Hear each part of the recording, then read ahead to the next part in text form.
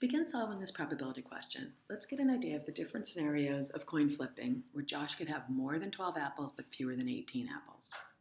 Consider if Josh only wins half of the coin flips with heads, in other words, 3 of the coin flips are heads and 3 are tails, then Josh would still have 12 apples, which is too few. On the other hand, if he happens to win all the coin flips with 6 heads, he'll end up with 18 apples, which is too many.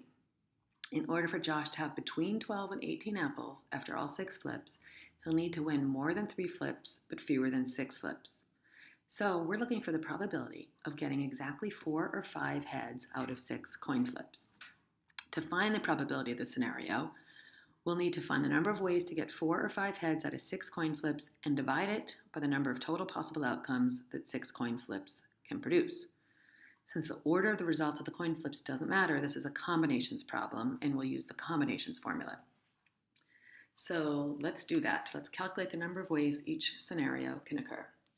So first we're interested in the number of ways we can get 4 heads out of 6 coin flips.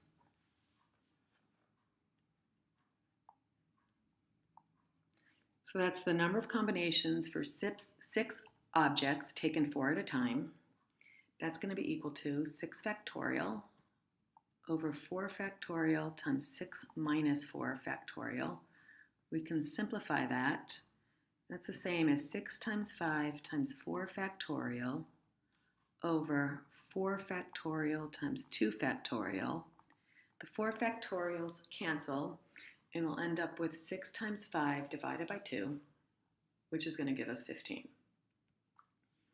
So there are 15 possible ways of getting 4 heads out of 6 coin flips. Now we need to do the same thing, but with 5 heads.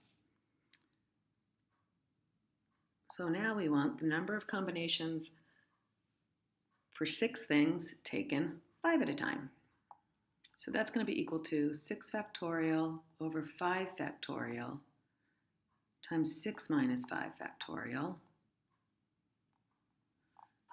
We can simplify that a bit. That's the same as 6 times 5 factorial over 5 factorial times 1 factorial, or times 1.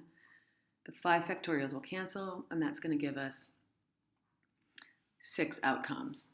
So the number of ways to get 4 heads out of 6 flips or 5 heads out of 6 flips is just going to be the sum, 15 plus 6, or 21. The total possible outcomes needs to be the denominator of this. So there are 2 possible outcomes, heads or tails, for each coin flip.